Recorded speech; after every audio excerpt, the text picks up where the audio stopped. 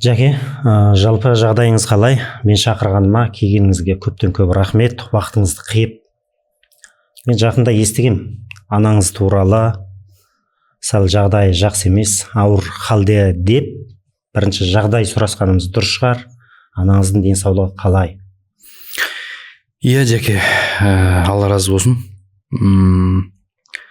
Бір адам халін сұраған кезде жүрегің жөп қалатыны бар ғой, әсіресе дәл қазіргі жағдайда енді анамның асқазанынан қатерлік табылды.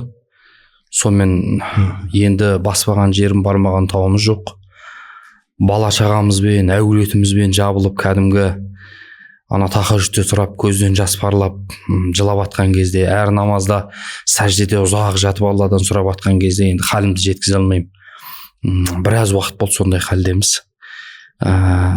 Осы жақында ғана осы Сәкен ағаның парақшасынан байқап қалдым да, біз көп жағдайда негізі, Жәке, біз ата-ананың, әсіресе ананың қадіріне жете бермейді екенбіз. Негізі ана апамыз айтып жатыр ғой, мен бір құдам бар еді дейді, анам 94-ке келіп қайтыс болды дейді, сонда 94-ке деген жаңа көп жасауына мен себеп болдым деп айтты дейді. Сонда жас 70-тен асқан кезде анамды көз алдымда сөніп баратқанын көріп, мен сол анама бір құрметім артпаса болмайды деген сияқты ойға келіп, сондан күнде жаңағы анамды базарға апарам, астан тойдан қалдырмаймын дейді. Сосын әр тойға бір жеке көйлек әперем. Сосын барып, ей, бала шағаңа жұмсасыз дейді. Жоқ деп, анам, сізде енді көйлек болу керек, жаңа көйлек, әр тойға жақырап барыңыз керек деп. Сосын алтынға барам дейді. Анау алтынды алғаннан кейін барып, анам деген жаңағы, енді оның алтын деген жетеді ғой, балам, мен не істеймін десе, жоқ, анашым, сенің әр көйлегіңе сай бөлек алтын болу керек деп айтам дейді жаңа жерде. Сонымен екеуміз отырып шай ішеміз дейді. Анау ертедегі әңгімелердің бәрін тарқатамыз дейді, немерелер, бала шағаны айтамыз дейді жаңа жерде. Сонымен анамның көңілі көтеріңкі болып, сосын тойға барамда тамаданың қалтасына 5 деген салып жіберемін дейді. Мен анамды мақта деп жаңа жерде. Сонымен ана тамада жатып келіп жаңа жерде, ой, пәленше, әлгі ауылдың 6 ауызы күміс таңдай, жаңағы жез таңдай күміс көмей әнші деп тұрып жаңағысына осының ән айтатыны бар. Сонымен анам көңілі хош болып жүреді дейді да жаңа. Соны бір күні әйелім айтты дейді маған, ей, отыра қалса ғой, сен өзі бізді ұмытып кеткен жоқсың ба деп жаңа жерде. Сосын әйелім айттым дейді, жаным, сен бала шағаңның алдында, қасымда жарқырап жүрсің. Ал енді анам болса күнде сөніп баратыр ғой. Анам болса күнде сөніп баратыр ғой. Ертең саған да сондай кезек келеді. Ертең сен де сол анамның дәрежесіне жетіп қартаясың. Сол кезде мен анамнан да екі есе саған құрмет көрсетем. Ал дәл қазір мен анам күнде көз алдымда сөніп бара жатыр. Ертең мен анамды қайтып құшалам ба? Ертең алло деген анамның сөзін ести алам ба деген сияқты ана ой жүрекке келген кезде мына жерге кәдімгі мына өксікті қылып бағанағы анамды мен қадірлемей қалам ба, айырылып қалам ба деген сияқты сондай сөзден осындай бағанағы өкініш келеді дейді. Сондықтан мен де қазір мынау анам өліммен өмірдің ортасында тұрған кезде, Жәке, мынау звондаған кезде 1-2 звонок, 3 звонок кетіп анам көтермей қалған кездегі уайым көкірекке, сол анамның алло деген дауысын естудің өзін қандай бақыт екен кеше сендім да менші. Өйткені анам мынау неге барған кезде больницада жатты, енді ота жасау керек болды, болмады, мен бармаған жерім жоқ. Енді Жәкеде қаншама адамды Кореяға да, мынау Индияға да, Турцияға да сүйреп жүрмін ғой, Жәке. Рак болған адамдарға көмектесіп, Алла тағала қарасты ма деймін да маған. Алла тағала қарасты ма, бір жақсы кісіге жоғылып, Алла дұғамызды қабыл етіп, ота сәтті өтіп, Аллаға шүкір, Жәке, анам қазір шықты. Машалла. Енді қазір әр секундта бір осы бір шіркін-ай, анама бір жақсылық жасап қояйыншы. Пайғамбар саллаллаху бір кісіге айтады ғой, бір жас бала айтады да, бір жас бала, мен дейді қызғанышпен бір қызды өлтіріп қойдым дейді да. Ешкімге бұйырмасын деп маған отказ берген дейді. Сонда ешкімге бұйырмасын деп өлтіріп қойдым дейді. Сонда пайғамбар саллаллаху ана бұрындағы әңгімесі ғой, сонда пайғамбар саллаллаху айтады да, сен анаң тірі ме дейді. Жоқ, анам тірі емес дейді да. Сосын онда соны тәубе қыл деп пайғамбардың насихатын айтып жібереді. Сосын қасында сахаба сұрайды ғой, анасын неге сұрадың дейді да. Сонда пайғамбарымыз саллаллаху алейхи жаңа кісіге айтады да, мен адамның барлық күнәсін кешіріп жіберетін анаға жақсылық жасаудан артық амал бермеймін деп айтты дейді. Қандай күнә жасасаң да сен, тіпті адам өлтіріп қойған болсаң да, ата-анаға жасаған құрметтен артық ата анаға жасаған жақсылықтан артық бағанағы адамның бүкіл күнәсін тазалап жіберетін, сол күнәдан келе жатқан бәленің алдын алатын амал жоқ дейді Жәке. Сондықтан осындай бір қайғыдан кейін артымызда үлкен бір қуаныш бар жүрегімізде, альхамдулилля, шүкір дейміз. Өте керемет. Анаңыздың қайта денсаулығы орнына келуіне тілектеспін, иншалла. Көрім оқпаған екен. Мен де өз алаңдап сізден, өткенде кезіккен кезде Жәке сіздің бір анаңызды ертіп, жұмыс бабымен бір кезіккен кезде екеуміз анаңызды ертіп жүргені, қалай бұл жұмысқа ертіп жүр деп ойлап едім. Но сіз анаңызға деген бір махаббатыңыз, қамқорлығыңыздың бір ерекше екенін сол кезде көріп, мен өзім анаммен көбінде бірге емеспін да, сол кезде сізге қарап бір қызғана қараған жерім бар еді. Енді қазіргі кезде осы ана туралы айтып жатырмыз ғой. Ана туралы айтқанмен осы енемен келін деген сияқты не бар, кейбір еркектер даже анасына көп көңіл бөле алмайды, өйткені жан-жақтағы жұмыс, жан-жақтағы өзінің семьясы, туыс туғаны бар, дүние бар деген сияқты, осы арқылы бір жүрегінде бар, бірақ анасына сол бір ауыртпалықпен жақындай алмайды да, бірақ жүрегінде жақсы да, бірақ осыны қоғамның алдында іс-әрекетімен нақты қадаммен көрсете алмай жатады да, өзіңіз сияқты нақты қадаммен деген сияқты. Мысалы, бұған сіз не айтар едіңіз? Біріншіден мынандай ғой, мысалға мен бір нәрсе айтайын сізге. Қазір мен айтсам да, Жәке келіп $50,000 берем, жай әшейін берем, келіп алып кет десем, сіз оны ертеңге қалдырмас едіңіз да. Қалдырмас едіңіз. Неге қалдырмайсыз? Өйткені ана $50,000 қаншалықты құнды нәрсе екенін түсініп тұрсыз. Біздің проблема, біз аналардың, әкелердің, ата-ананың қаншалықты құнды екенін біз білмейміз, әңгіме сонда. Сіз мысалға қараңызшы, қанша адам бизнесім жүрмей жатыр дейді, ісім болмайды дейді, аварияға түседі, басқа қылады, түбін ақтарып қарасаң күнәдан. Ал сол күнәнің бәрін тазалайтын нәрсе жаңа айтып отырмыз, ол анаға құрмет деп отырмыз да. Анаға жақсылық жасау, мен сізге айтайын, қараңызшы, егер сенің ата-анаң тірі ма, онда ойлап қой да, бүкіл дұғаңның қабыл болатын есігі ашық деген сөз ғой. Пайғамбар саллаллаху айтқан, Увейс деген кісіні айтады. Кім Увейсті жолықтырып қалса дейді, Алладан ол Увейске айтыңдар дұға қалсын деп дейді. Өйткені оның дұғасы қайтармайды. Себебі ол анасына құрмет көрсететін адам дейді пайғамбар. Сонда Увейс деген кісінің бүкіл тілегінің қайтарылмайтын тұлғаға айналып кету, пайғамбарымыз тіпті сахабаларына өсиет қалдыру, ана Увейстен дұға сұраңдар, ананың дұғасы қайтарылмайды деп тұрған. Өйткені ол анасына страшно құрмет көрсететін кісі болғанда. Тіпті пайғамбарға келе алмай қалған, анасына құрмет тастап кететін ешкім болмаған үшін. Сонда айтайын деп тұрғаным, сенің ата-анаң тірі ма, онда жәннаттың бір есігі ашық. Ата-анаң тірі ма, сенде әлі мүмкіндік бар. Тозақтан құтылуға, жәннатқа кіруге, тілегің қабыл болуға, ісіңнің алға басуына. Өйткені сол кісінің бір ғана дұғасы тошқыдан тиетін дұға, ата-ананың дұғасы қайтарылмайды Алланың арасында. Перде жоқ ата-ананың дұғасымен. Ал енді ата-анаң қайтыс болып кетті ма, жәннаттың бір есігі жабылды. Жабылды есік саған. Сондықтан мен ойлаймын, бізде қоғамда не үшін көрсетемейді? Өйткені олардың қадір қасиетін түсіне алмайды. Жаңағы $50,000 сен ешқашан ертеңге қалдырмайсың. Ал ата-ананың сый құрметін сен шынымен түсінсең, мен ертең звондаймын ғой, 1 сағаттан, мама тоқтай тұршы, мен 1 сағаттан кейін звондайын деген әңгіме болмас еді. Енді қараңыз, қазір қоғамда бәрі саудамен, әлеуметтік желі дамыған кезде инфобизнес деген бар да. Осы кезде бір трамба, бір бәле деген нәрсе психологиялық осындай үлкен шоу деңгейінде 1000-дап, 500-деп адамдар жиналаттағы әке шешенің кезіндегі трамбасы болған, ұрысы болған, ұрған деген сияқты. Соның бәрін есіне түсіреді дағы әке шешесіне бетін айтып қарсы шығып жатқан осындай нелер бар. Ол даже жаңағы сіздің айтқаныңызға кері келіп жатыр ғой. Бұл қандай әсерін береді мысалы? Жәке, біріншіден өте орынды қозғадыңыз. Біріншіден айтайын сізге, негізі детский травма деген бұл оттаған әңгіме негізі шын мәнінде. Мен сізге айтайын, қазақша сөз бар ғой, ананың сөзі боқ, әкенің сөзі оқ деген. Негізі шын мәнінде баланың бір ғалымдар айтады да, егер біз дейді сол балалардың бойындағы осы қасиеттер біздің бойымызда болса дейді, біз бақытты өмір сүреді дейді.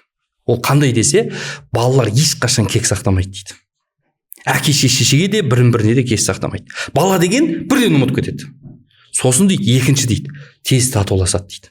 Адамдардың қазір арасының бәрін жақсы болмай жатқаны, ағайындардың бір-бірімен татуласа алмай жатқаны, абысындардың тату болмай жатқаны, ер мен ерлі зайыптардың арасында, өйткені шайтан сақтап қоятын архивтер бар.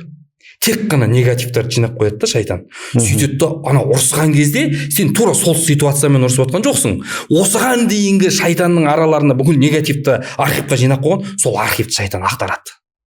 Сен сол кезде мынау ұрыс болып жатқан соның архивпен болады да. Сол үшін біліп қойыңыз, шын мәнінде балалардың бойындағы осы қасиет біздің бойымызда болса, біз нетпес едік, арамыз жақсы болар еді. Сондықтан балалар ұмытып кетеді барлық нәрсе. Жаңағы айтып отқан нәрсенің бәрі оттаған әңгіме ол. Кез келген, мысалы өзің балаңа қара, қазір бетіне қара да, айқайлайсың ғой, енді айқайламай болмайды ғой. Әкенің ақыраны, жоқ, әкенің ақыратыны бар, әкенің кәдімгі жұдырығы бар, немесе әкенің кәдімгі өзінің тәрбиедегі витамині бар беретін балаға.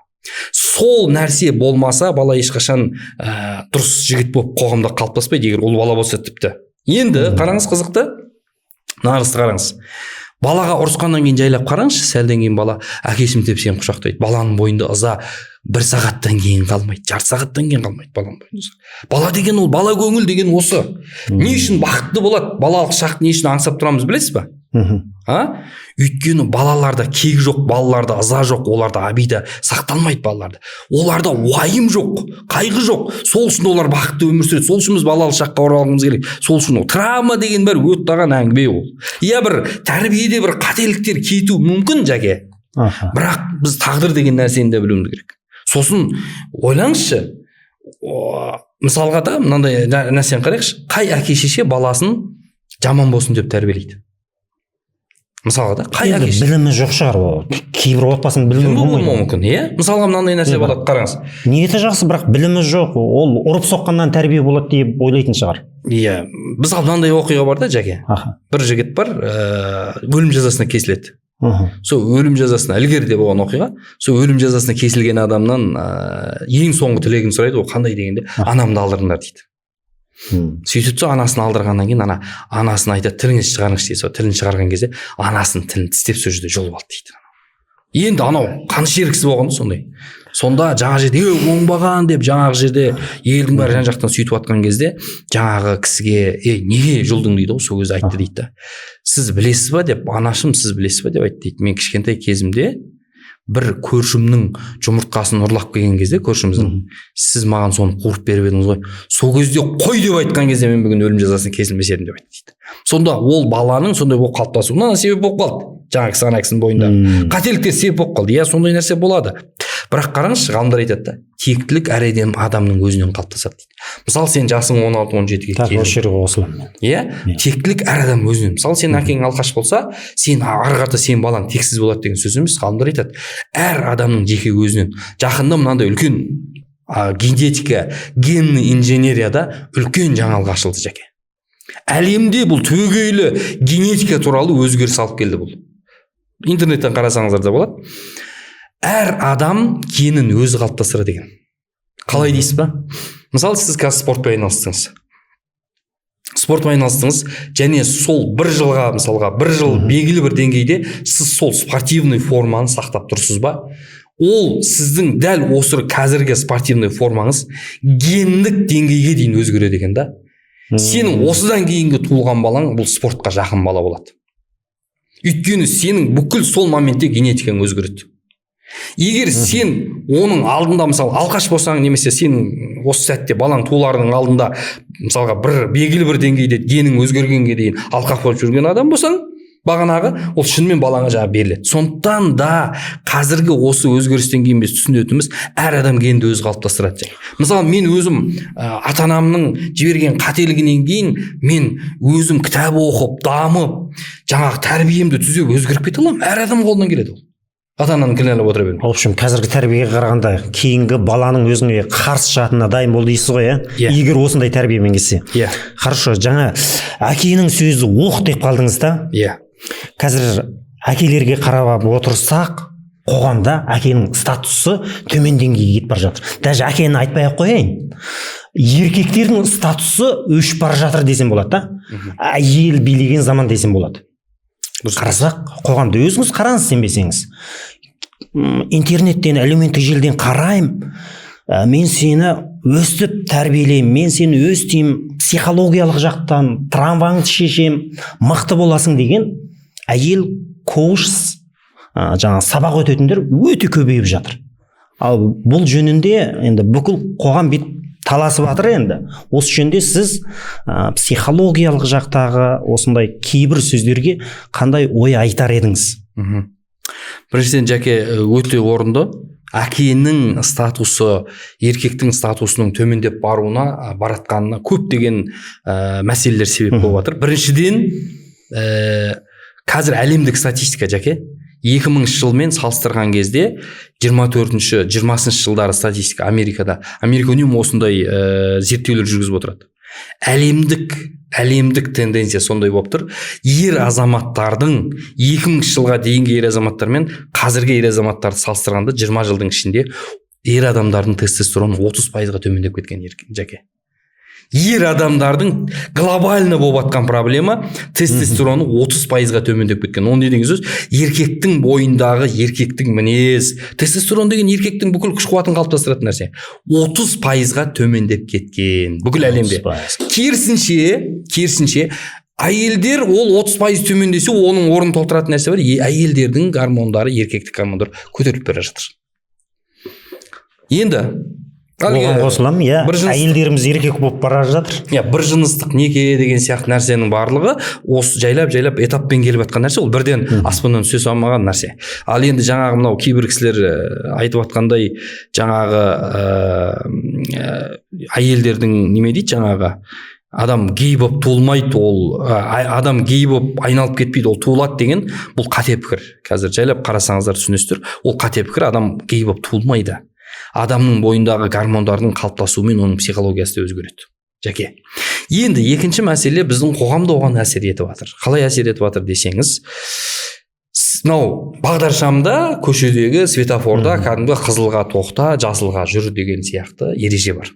Сол ережені сақтасақ, светофорда қандай әдемі, жолда қандай бақытты өмір мен тәрбие болатын болса, жүйелі өмір болатын болса, Жәке, адамның өмірінде де еркектің орны мынау, әйелдің орны мынау деген шариғат көрсетіп берген керемет жүйе бар. Сол жүйе сақталсаңа керемет болады. Мысалы, Жәке, мен кеп айтамын қазір, бір жұмыс, кез келген бір жұмыс алайық, бір фирмада, оның бастығы болады, оның замдары болады, және қарапайым жұмысшылар болады. Мен бір күні келемін де айтамын, Жәке, бүгіннен бастап әйел мен еркек деген тең, бастық жаңағы деген сияқты, жаңағы басшы, зам деген болмайды, бүгін барлығың теңсіңдер. Қарапайым жұмысшы, бастық, зам деген болмайды, бүгіннен бастап сендер бәрің теңсіңдер деп айтамын да мен.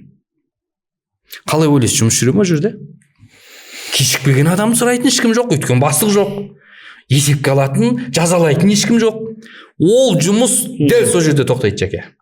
Міндетті түрде тоқтайды, ол жерде енді әйелдің, даже былай болмысына қарасаң, болмысы да бөлек қой, әйелдікі, еркектікі бөлек деген сияқты. Сондықтан түсінетініміз, Жәке, түрімізге де қараса да. Кез келген іс, Жәке, жүру үшін ол жерде басшы болу керек, қарамағында бағынатындар болу керек. Тура сол сияқты семьяда Алла тағала Құранда айтады. Ниса сүресін қараш, мен бірден астынсып айтамын, психолог айтып тұрған жоқ бұны, коуч айтып тұрған жоқ бұны, басқа Алла айтып тұр. Бізді жаратқан Алладан артық кім біледі бізге не жақсы екен? Алла айтады: "Ар-риджалу қауамуна аля ниса", еркектерді әйелдерге бастық қылдық дейді.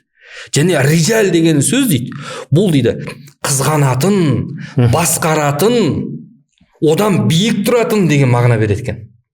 Басқаратын, қызғанатын, асырайтын, қорғайтын оны әйелді, одан биік тұратын, күш жағынан да биік тұратын, осыны риджал деп айтады дейді. Енді қараңыз, еркек деген ол әйелге басшы болады. Енді ілгеріде мынандай нәрсе болғанда, Жәке, мен ойлаймын, қоғамда еркектердің статусын түсіп бара жатқанның бір себебі жаңағы гормондардың төмендеуі болса, екінші әкенің жақындығы жездеді яқ деген сияқты оттаған әңгімелер бар. Әкенің жақындығы жездеді яқ емес, просто әкелердің бала тәрбиесіндегі рөлі сәл қаталдау болғаннан кейін анаға қарағанда сәл алыстап қалады да баладан. Өйткені әкенің рөлі қаталдау. Өйткені ананың сөзі боқ дегендей, жаңағы енді ол ана ғой, енді әйел адам болғаннан кейін, бірақ еркектің бір үйге келген кезде ақырып қалатыны, мысалы баяғыда бүйтіп өсірген бәріміз де, Тұрсынбек те талай айтты ғой, әкең ұйықтап жатыр, әкең тамақ ішсін, әкең не қылды, мысалы қараңыз, Құнанбайдың Абай романында не деп айтады? Абай келген кезде анасы Ұлжанмен жаңағы Ұлжанға қарай бара жатқан кезде не істейді? Ұлжан айтады, енді анасының құшқысы келіп тұр ғой, енді Абай енді ана жақын болып тұр ғой енді. Сонда Ұлжан да баласын сағынып, Абайда Ұлжан анамыз баласын қанша құшақтағысы келіп тұрса да мынандай сөз айтады да, әкеңмен амандас дейді барып. Құнанбайға жібереді, әкеңмен амандас дейді. Сонда анау барып әкесімен амандасады. Міне қазақтың болмысы осындай болған. Сонда сол Ұлжанның статусы түсіп қалды ма? Ол Абайдың анасы болып қала береді. Ол Абай сияқты тұлғаны тәрбиелеген адам болып қала береді. Қараңыз, сөзіңізді бөлейін. Жаңа енді еркектердің статусы түсті деген кезде сіз тестостерон гормонына байланысты деп айтып қалдыңыз да? Енді осы тестостеронды бірден көтеруге болатын шығар, мысалы гормоналный жағынан, болмаса осы таза табиғи өніммен деген сияқты да, осыны көтеру жөнінде, мысалы мына жерде Әлнұри деген өнімдер тұр ғой. Болмаса психологиялық жақтан, болмаса басқа да бір вихтар бар ма деген сияқты. Сол үшін жәке қараңыз, мен қазіргі насихаттап жүрген не үшін сұрап отырсыз десеңіз, мысалы сіз көбінде отбасылық осындай жағдайларды көп бөлісесіз, одан кейін ұятта болса жаңағы ер мен әйелдің арасындағы қарым-қатынасын тікесінен айтып жатқаныңызды мен көріп жүрмін да. Енді жәке қараңызшы, мынандай жағдай ғой, маған көп жазады адамдар, сен сондайды реклама жасайсың. Байқадым, комментарийіңізді оқыдым. Неме дейді, сен үнемі белден төмен болып кетті ғой әңгімең деген сияқты айтады да. Бірақ шын мәнінде еркектердің бойында бір жаман не бар, әлгі ауруын жасырған өледі дейді ғой. Еркектердің бәрінің бойында бұл еркектің ең негізгі намысы болғаннан кейін ол өзін сол жерден әлсізбін деп ойлағысы келмейді. Бірақ факт ол әлсіз болып тұр сол жағынан. Өйткені суық бар, жаңағы жалпы отырықшы өмір, сосын стресс пен депрессияның көбеюі, қарыздан құтыламын, кредиттен құтыламын деп жаңағы көбеюі, осының бәрі әсер етіп, жалпы қоғамдық әлемдік еркектердің тестостеронның түсуі, сосын біздің дұрыс емес тамақ жейтініміз, спортпен айналыспайтынымыз, мынандай керемет Әлнұри сияқты өнімдерді пайдаланбайтынымыз, мынандай табиғи өнімдерді. Бұл кәдімгі мынау қазы жеген сияқты, немесе бір пайдалы бір витаминдер ішкен кезде адамға бір күш бітіп иммунитет көтеріледі ғой, сол сияқты тестостеронды тез көтерудің, тез қалпына келтірудің жолы бұл мынандай нәрселер. Сол үшін мен оны насихаттаймын. Ол қараңызшы, мен мынандай нәрсені насихаттаған кезде біріншіден еркектің статусын көтеру, екінші кәдімгі отбасындағы ымыраны сақтап қалу. Әйел мен еркектің татулығының түбінде осындай нәрселер жатыр. Осы біздің демеушіміз осы Әлнұри компаниясы. Сіз осы Әлнұриді өзіңіз қолдандыңыз ба, ішіп көрдіңіз ба, қандай нәтижелер көрдіңіз? Мысалы тестостерон деген кезде кәдімгідей өзіңізге қатты бір жақсы қарайтындығыңыз көрініп тұр. Біріншіден мен үнемі өзім үйде үлкен спорт зал істеп қойғам, негізі өзім үйімде. Сөйтіп спорт залдың ішіндегі барлық станоктар бар үйде. Өйткені үш ұлымның үшеуі де жаңағы дзудоға қатысады. Сосын дзудодан бөлек кезде мен ұлдарыма міндетті түрде жаңағы залда тренировка жасатам. Кәдімгі өзім қадағалаймын. Өйткені мына мықты миллионерлер айтады да, өзін спорт залға жүйелі түрде баруға немесе спортпен шұғылдануға мына өзін жеңіп көндіре алатын, сөйтіп сол жүйеге соны қоя алатын адам дейді, бұл барлық жағынан успешный адам болады дейді. Кәдімгі өмірде де, бизнеста да жалпы успешный адам болады дейді. Тура сол сияқты мен балаларым соған көндіріп қойғанмын. Және өзім содан бөлек енді тренировка жасаған кезде, мысалға тамақ дұрыс ішпей қаласың, жолдан келесің, сапар бар, басқа бар, ондай кезде тренировка істеген кезде адамға негізі иммунитет қатты түсіп кетеді. Сол үшін мен мынандай өнімдерді үнемі пайдаланамын. аль-нуридті пайдаландым. Бұл ана кәдімгі бұғының пәленшесі ана мынау деп жатамыз ғой. Шын мәнінде ол 100% халал, ешқандай күмән жоқ бұл нәрсеге.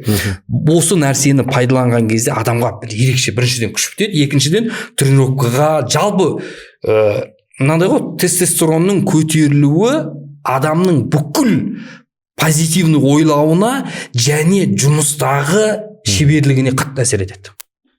Өйткені бір үлкен эндокринолог айтады да, жаңа гормонмен айналысатын айтады да. Мынау бүкіл әлемдегі дейді да, бүкіл әлемдегі еркектер ойлап тапқан пайдалы нәрсенің бәрі тестостеронның нәтижесі дейді. Мысалы көбісі ойлайды, тестостерон десе, нетсе, түнгі жаңағы мәселе деп ойлайды. Болмаса қыздарға бару деп ойлайды. Тіке айта берейінші. Иә. Тестостеронды осылай түсінеді да. Ал сіз қалай түсіндіріп берер едіңіз?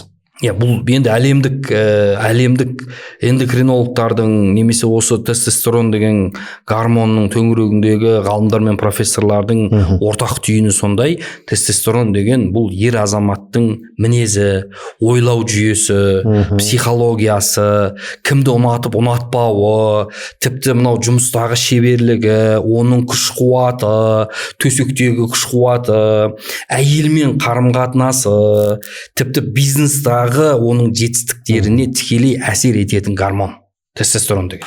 Сол үшін тестостеронның биік тұруы деген бұл еркектің успешный болуына тікелей әсер ететін құрал. Және ол адамның, тіпті мен сізге айтайын, адамға психологиялық тұрғыдан өте көп әсері бар тестостеронның. Мәселен, мен айтам да, біз айтамыз ғой, о вкусах не спорят деп айтамыз ғой. Мен айтам сізге, бұл оттаған әңгіме негізі. Шын мәнінде вкус дегенді қалыптастыратын нәрсе бар. Ол не? Вкусты қалыптастыратын бірінші кезекте адамның досы. Мысалы, адамның досы еріншек болса, бұл анау да еріншек бола бастайды. Өйткені анау жұғады. Өйткені ортасы сондай оны. Сондықтан сенің психологияңа анау орта әсер етеді, тіпті сен нені ұнатып, нені ұнатпайтыныңа да сол бағанағы досың әсер етеді. Бірінші, яғни сенің қазір бір нәрсені жақсы көріп тұруың ол сенің ойыңнан емес. Екінші нәрсе, қоғамдық мода деген нәрсе бар. Тренд немесе қазір не деп айтамыз? Осы нәрсе әсер етеді. 2000 жылы күлөш шалбарлар мода болған. Содан бір жыл бұрын мода болмай тұрып, бір жыл бұрын андай оқиға болды. Мен әкемнің 84 жылы суретін көріп, жаке таң қалдым. Мынандай күлөш шалбар, шаштары мына жерден, мынандай жаңағы көйлек киіп алған, көрдім да мынау клоун сияқты не сурет деп күлдім кәдімгідей ішімнен. Бір жылдан кейін мода болған кезде күлөш шалбарды өзіміз киіп шықтық та. Мен бірақ анаған тырқылдап күлгем. Неге оны істеп отырмын? Өйткені мода менің вкусымды өзгертіп жіберді да. Сондықтан қоғамдағы болып жатқан мода бұл міндетті түрде саған әсер етпей қоймайды. Яғни менің вкусым деп ойлама, ол тықпаланған саған. Кезінде 91-ға біз қарсы болдық 91 тобына да. Қазір көзіміз үйреніп қалды. Көрдіңіз ба? Екінші мәселе. Үшінші мәселе, осы тестостерон немесе әйелдің гормондары болса, әйел адам болса, онда оның прогестерон немесе эстроген деген сияқты гормондар бар. Осы нәрсе әсер етеді. Яғни сенің мысалға бір әйел болып, оған уже еркектер ұнамай бара жатса, бұл жақсы емес. Бұл оның гормондарында үлкен проблема бар деген сөз. Әкеңіз туралы да бір әңгіме қозғай кетейікші. Әкеңіз қандай адам еді? Мысалы, үйде қандай тәрбие береді? Қатал ма еді? Жалпы қандай кісі ол? Енді қазіргілердің тілімен айтқанда, менің әкем таза абьюзер ғой негізі. Бірақ енді содан жаман болған мен көрмедім мен. Мысалы, Құнанбайдың қаталдығын білесіз ба? Мақтан аламын дейсің. Содан Абай туды да. Құнанбайдың қаталдығы сондай, Абай романында айтады ғой, сол анасы Құнанбаймен амандасады ғой, жаңа оқиғада. Сол анасы Ұлжан Құнанбаймен амандас деп әкесіне жіберген кезде, әкесімен амандасып, анасымен амандасып, анасымен әжесін құшып сөйтіп атқан кезде Құнанбай шақыртып алды дейді бірден. Сосын Абайға ауыр кәдімгі қал сұрасып болғаннан кейін кәдімгі Құнанбайдың дауысы шығып жатты дейді. Сонда Абайға ауыр насихаттар айтып атты дейді жаңағы Абай романында. Сонда қарап тұрсаңыз, әкенің қаталдығынан баланың мына қиналып қалады, немесе өмірде жаңағы самооценкасы түсіп қалады, немесе әкенің қаталдығынан жаңағы оған травма болып қалады деген бір оттаған әңгіме да. Менің әкем өте қатал болды. Қатал болған соншалықты, жаке мен сізге айтайын, менің әкем 11-ші классымда ұрған да. Ол бір ешекте еркекпін ғой 11-ші класс деген. Мен қазір түсіндім. Әкемнің сол кездегі маған беріп атқан жанашырлығы, тәрбиесі, сөйтсем әкем мен адам болсын деп отыр екен да. Мына бала бір бәлеге ұрынып қалмасын, мына бала бірдеңені бүлдіріп қоймасын деген қорқыныш пен сақтықтан, маған деген қамқорлықтан туындап атқан жаза да. Мысалға сен жұмысшы кешікпесе не үшін жазалайсың? Кешікпеу үшін жазалайсың. А оның кешікпеуі оның болашақ дамуына алып келмейді емес пе мысалға? Егер оны жазаламасаң не болады? Ол жұмыстан шығып кетеді көп ұзамай. Сондықтан баланың шығармашылығы, баланың дамуында бір әкенің ақырып қалғанымен жаңағы әкенің статусы деген қатты рөл ойнайды. Мына жерде есіме түсіп тұр. Исламда мысалы тәрбиесі әкеден деп те айтып жатады ғой. Сонысы рас екен да. Сонда қатал ұстау арқылы, қатал десе көбісі ұру, соғу, ұрсу деп түсінуі мүмкін. Бірақ бір жестко бір ерекше бір мінезмен бір ғана мысал айтайын сізге. Бір жалпы әйелдің бойында мынандай қасиет бар да. Әйел жан ашып тұрады. Әйел эмоциональный халық, эмоцияға жақын. Балаға азанда таң намазында баланы ұйықтай берсе екен деп қалап тұрады. Ұйықтай берсінші енді деп та. Осы жерде әкенің қаталдығы керек та. Тұрыңдар деп. Бір ғалымға сұрақ қояды ғой, мен әйел кісі айтады, менің балам дейді, азанда бала шағамды оятпаймын дейді, балаларым ұйықтай берсінші деп. Соны не істесем болады, бұл дұрыс па деген сияқты. Сонда осыдан бір қорқамын деп, сонда ана ғалым айтады да, егер сен үйің өртеніп жатса дейді, баламның ұйқысы қансын, ұйықтай берсін деп айтасың ба дейді. Үйің өртеніп жатса дейді. Ұйықта, енді ұйықтай берсін, енді қандырбасын деп айтасың ба дейді. Жоқ дейді. Ал енді намазын қаза қылып жүрген адам бұл отқа кетіп баратқан адаммен бірдей ғой енді. Отқа кетіп баратқан адаммен бірдей. Сонда жаңағы кісінің жағдайы қалай болады?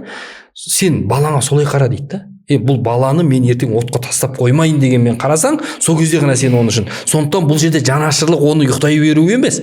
Жанашырлық ол баланы тұрғызу намазға. Қазақ айтады, ерте тұрған еркектің ырысы артық дейді. Пайғамбар сөзсем айтады. Таң намазында дейді, ризық таратылады дейді. Ұйықтап атқан адам сол ризықтан қағылады дейді.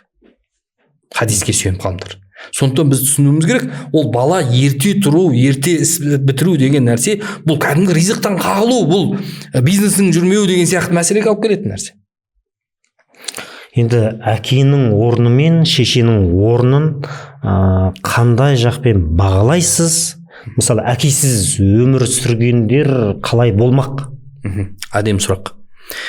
Ілгеріде қазақтарда осы әкесіз өскен балаға қалай тәрбие беру керек деген нәрсе бар да. Штогде когда-да сондай оқиға болған ғой. Жаңағы баланы сұрақ қойған ғой Штогде когда бір қазақ. Неге қазақтар дейді, ұл бала егер қатты мынандай шошақай болса, оған қой баққызғанда, ал енді баланың мінезі жұмсақ болса, оны атқа мінгізген дейді. Соны аналар табылмай қойды. Сонда қазақ айтып отыр да, қазақ гормональный баланс жасаған дейді. Ол баланың тестостероны егер жуас болса, ол баланың кәдімгі бойында атқа мінген кезде пайғамбар бекер айтпайды, балаларыңды, ұлдарыңды дейді. Атқа мінуге, күреске, жүзуге, садақ атуға бейімдеңдер деген хадис бар. Ол не үшін десе, сол баланың еркектік қасиеттерін көтеру үшін, тестостерон көтеру үшін. Ал енді бала қатты шошақай болса, қой бағу деген, ол баланың кәдімгі сабасына түсіреді деген. Қойдың артында өлең айтып жүріп адам сабасы түседі деген ғой өзі, орнына келеді деген да. Сондықтан мен айтайын деп тұрғаным, жаңағы әкесіз өскен баланы тәрбиелеу үшін әулеттің еркектеріне қосып жіберу керек. Болмаса үлгіліге ғұламалар айтады ғой, Анас ибн Малик мысалы әкесіз өскен кісі. Имам Малик. Сонда айтады ғой, мен анам дейді, жақсылап киіндіріп, әтірімді сеуіп, жаңағы Медина қаласының имамына жіберді дейді. Сол кісінің қасына барып отыр, білімін үйрен, одан кейін білімін үйрен деп. Әдебін үйрен, одан кейін білімін үйрен деп айтты. Сондықтан білуіміз керек, ер азамат беретін витаминді басқа адам бере алмайды, әйел адам бере алмайды. Әйел адам оны, мысалы, 9 қыздың ішінде өскен жалғыз ұлдарды байқайсыз ба?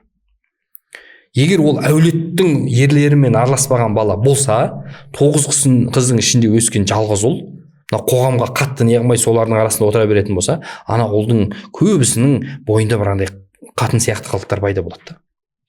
Сол үшін біз түсінуіміз керек, ол еркектердің, мысалға шариғатта нәрсе бар да, турецкий қазақ-түрік қыздар лицейі, қазақ-түрік ұлдар лицейі деген бар. 6-шы сыныптан бастап бөліп алып кетеді. Неге? Өйткені шариғат бойынша ол нағыз еркектік қасиеттер қалыптасайын деп жатқан уақытта, гормондар оянатын уақытта, 6 сынып, не істеу керек? Ұлға тек қана ұлдармен болып, ұлдарша тәрбие беру керек та. Ал қызға тек қыздармен болып, оған қыздарша тәрбие беру керек, әйелдер сабақ беру керек. Кез келген қазақ түрік лицейін алып қараңыз, балаларының потенциалы мен білімі сондай, ұялғаннан ентіде 1-2 балл төмен алады, ұялғаннан. Кез келген білімді қазақ түрік лицейлерін бітірген балалар. Неге? Өйткені жаңа оларды еркектерге, ол бала басқа нәрсені ойламайды. Сондықтан да ер азаматқа еркектер жаңағы арасында жүру, әкесімен бірге қыдыру, әкесімен бірге жаңағы моншаға барса моншаға бару, осындай салиқалы жиындарға қатыстыру, спортпен шұғылдану деген сияқты еркек беретін тәрбиелер. Мысалға, әйел адам соғысуды үйрете алмайды, атқа мінуді үйрете алмайды, көкпар тартуды үйрете алмайды. Мысалға да, көкпаршыларды қараңызшы, көкпаршыларды.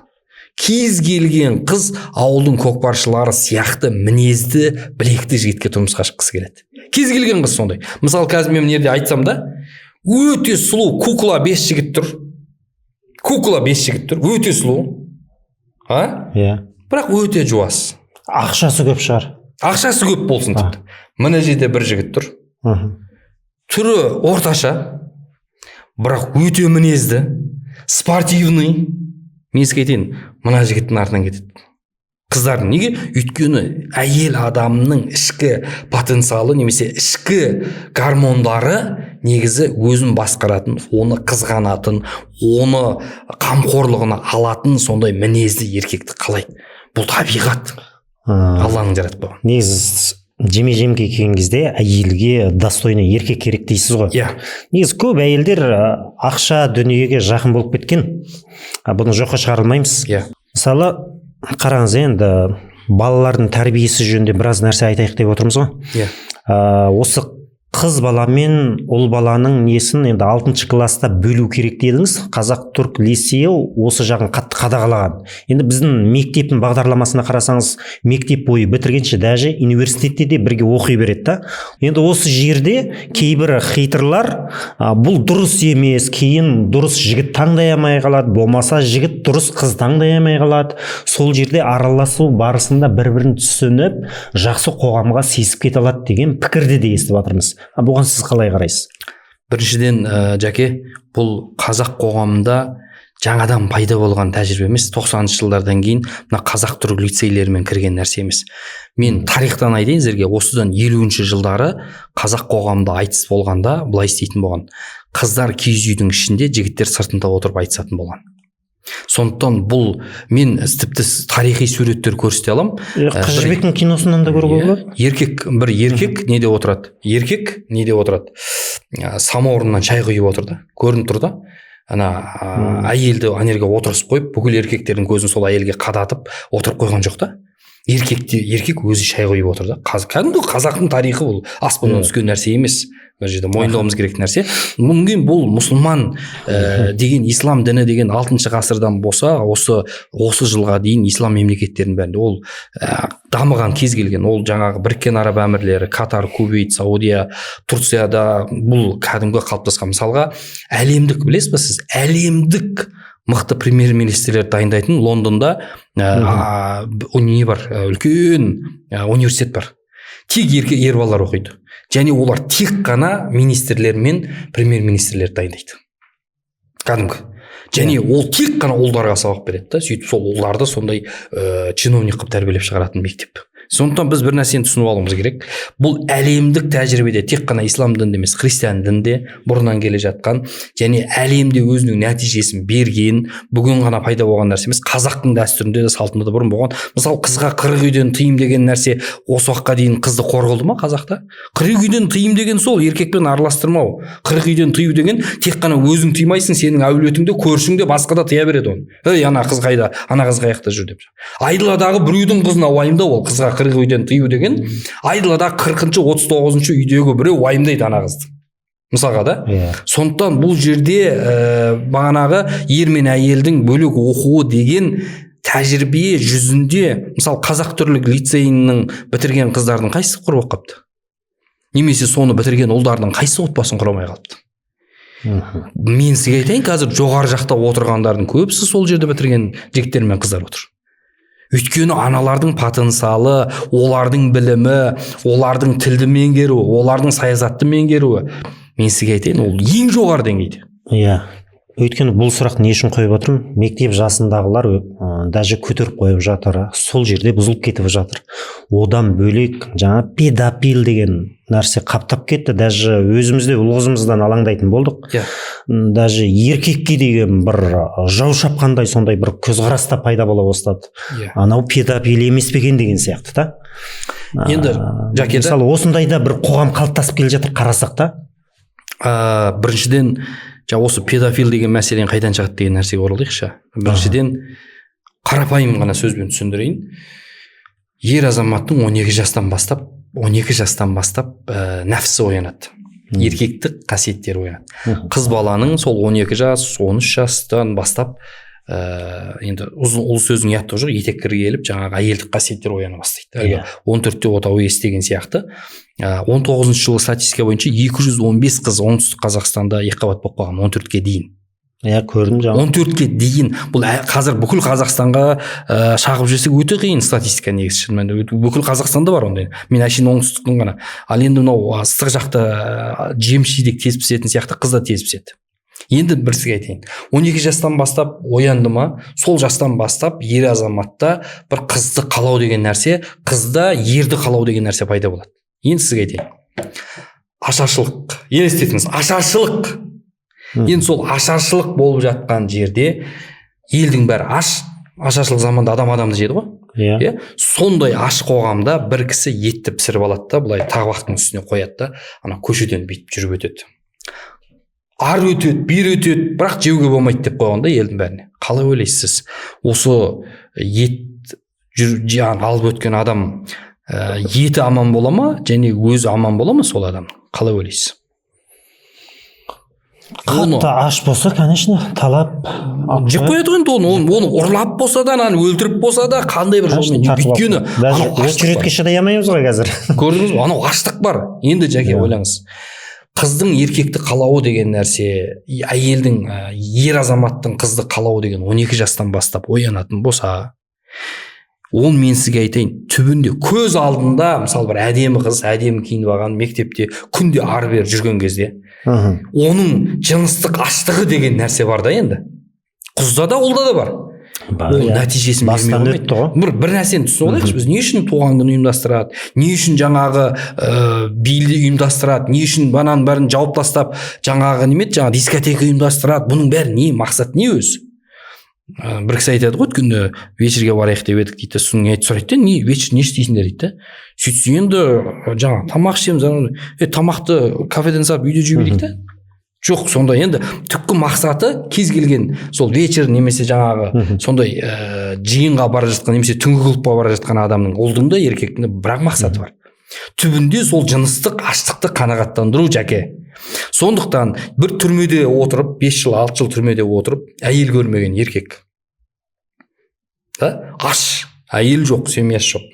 Және постоянно порно көре берсе, порно, құлдық деген үлкен әлемдегі номер 1 деңгейге шығып тұрған ауру бар, психологиялық. Бұл ауру мезгілден порно құлдық деген. Порно көре бер, ол еркектерде, әйелдерде. Бірақ 70-80% еркектерге тән ауру бұл. Енді сол порно құлдықта мынандай ауру бар. Адам әйелді көрген кезде қозуы деген, бұл адамның миындағы нерв клеткалары арқылы жүйеге асатын нәрсе. Гормон қосылып. Енді сол қозу порноны көре бергеннен кейін күнде ол нервтер өле бастайды да, сөйтіп ол бір порнодан қозбайды, одан ауырлауын іздей бастайды. Сөйтіп жүйелеп ол өсіп ақырында азғындап мына нервтер өліп ақырында ол жай әйелге қозбайтын, кішкентай балаларға көз тастайтын азғынға айналады. Және ол бірінші кезекте порно құлдықпен жаңағы жыныстық аштықтан туатын нәрсе. Ал енді порно деген нәрсені біз еркін доступқа беріп қойғанбыз. Интернет деген доступ қазіргі адамның саусағымен жасала салатын нәрсе. Ол әшейін бүйтіп саусағың басың болды, балаң не істеп жатқан, қызың не істеп жатқан білмейсіз. Өткенде 1 класстың қызының автобустың ішінде порно көріп отқанын сыртынан түсіріп алған ғой. әлеуметтік желіде тарап жүр да мысалы. тарап. Даже мына мультиктерге қарасаңыз, жалаңаш киіммен жүретін сондай мультиктер қаптап кеткен да. Соны да көреді ғой. Одан енді ол түбінде жаңағыдай ауруға алып келеді. Бұл порно құлдық деген мен сізге айтайын, бұл мынау наркотик немесе мынау лудомания деген ауру бар ғой, бұлардан да қауіпті нәрсе ол. Бұлардан да порно құлдық деген ең қауіптісі. Бұны тастап кету деген бұл жаман ауру.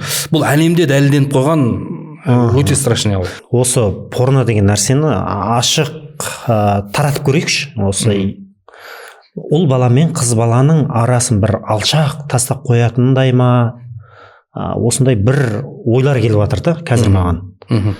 Бұл саясатқа қарайтын болса астарында бір үлкен нәрсе жатқан сияқты да. Бұны кім шығарып жатыр, бұған заң қалай рұқсат беріп жатыр деген сияқты ғой. Мысалы өзіміз рұқсат беріп жатырмыз ба? Жаңа сөзіңіздің бәріне қарасам, барлық жерде бір тиым салатын нәрселер керек сияқты. Сондай бір ережелер, солай бір тәртіп керек сияқты. Енді осы жүйе мен тәртіп осы бұрыннан бар ғой. Осыны алдына қалай аламыз деген сөз. Ол дәстүрде бар. Ол біздің ата заңымызда жоқ болғанмен, ол біздің ата дінімізде бар, ата дәстүрімізде бар. Заңда қамтылмаған нәрселер сонымен регулировать етіп отырған ғой. Енді мен сізге айтайын, қараңыз.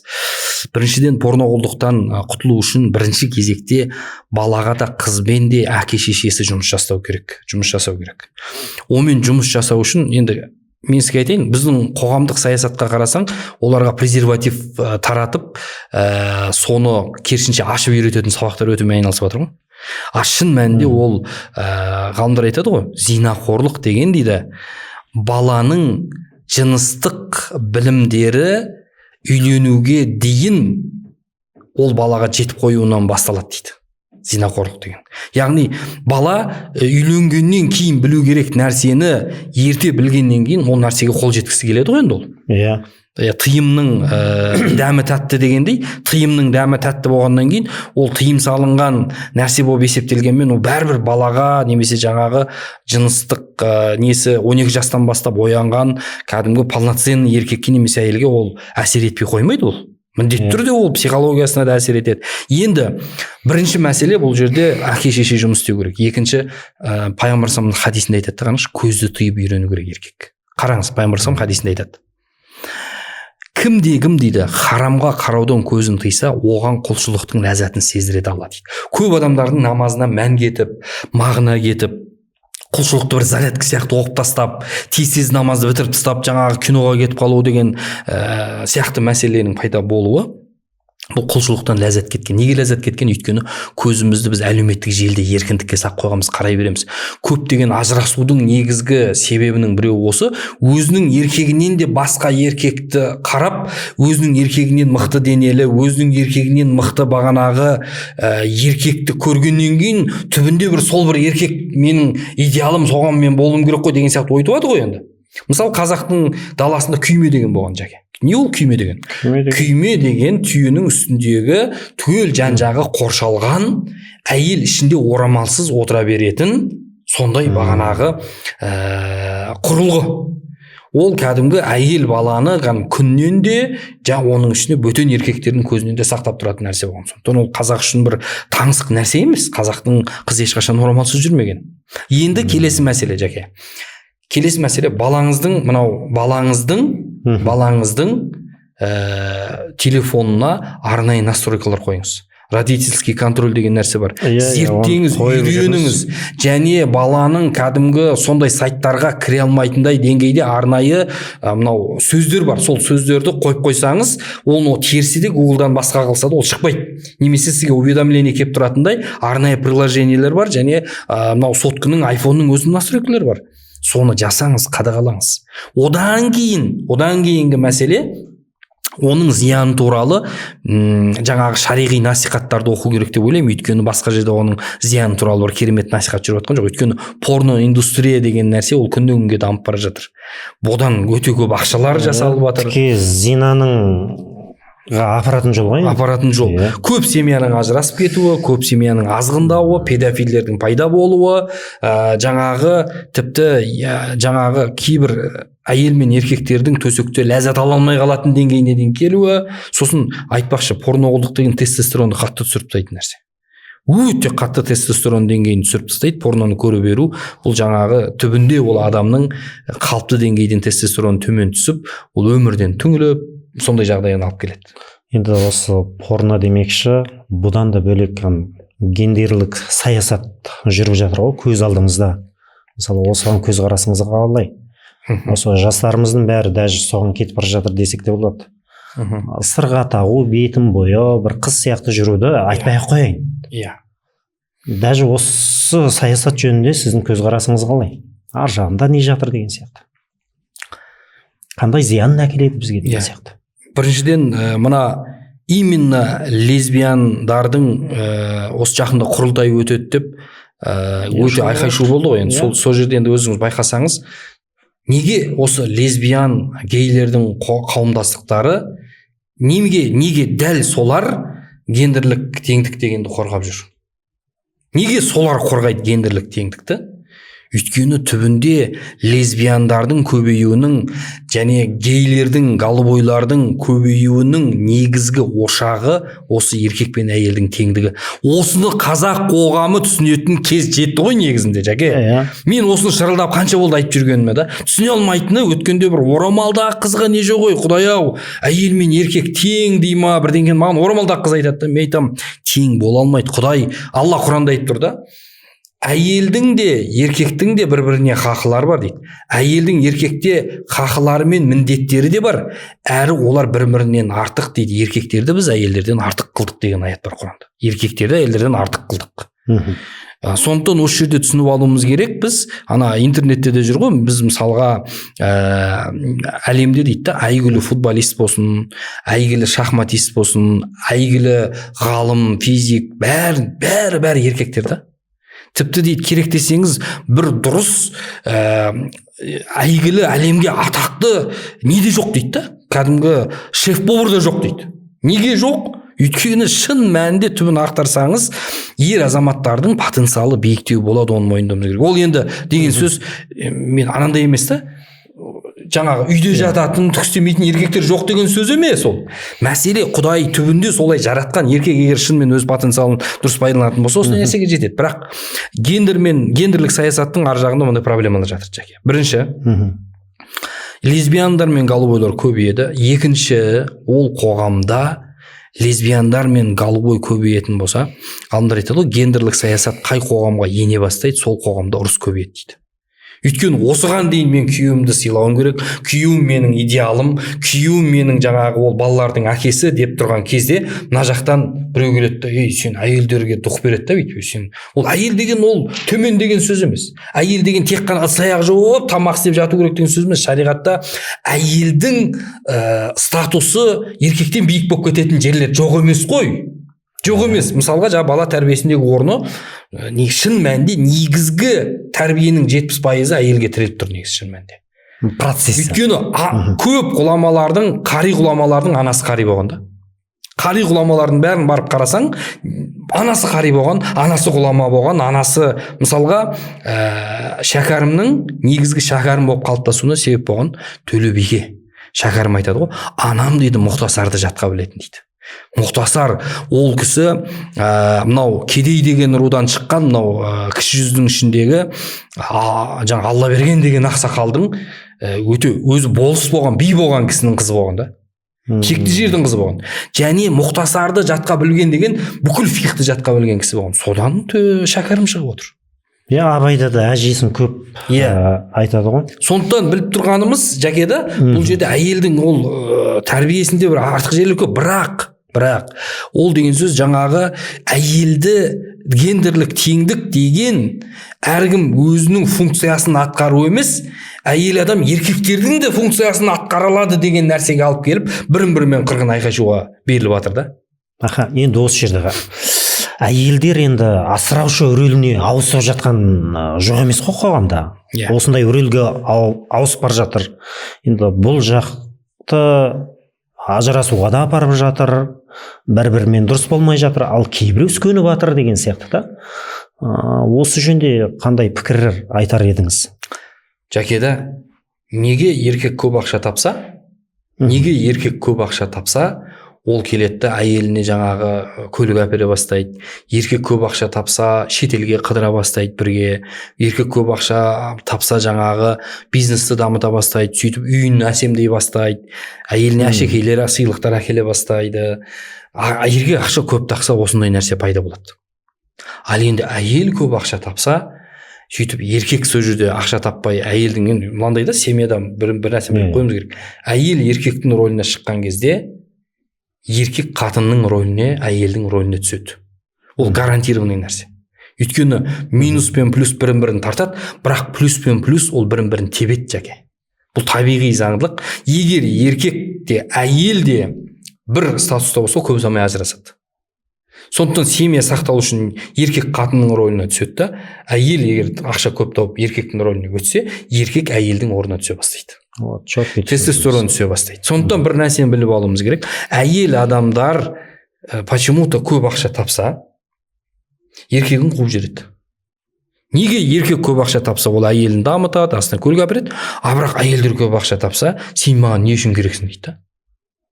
Неге олай десеңіз, түбін ақтарып қарасаңыз, бұның түбінде жәке мынандай проблема жатыр. Бірақ мынандай статистика да бар ғой.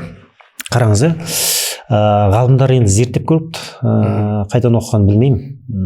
Ері ауырып қалған кезде, көбінде енді тәжірибеден өткізген та. 80%-нан жоғары әйел сол еркегін ары қарай жетелеп алып кетуге қамқорлық қылған да.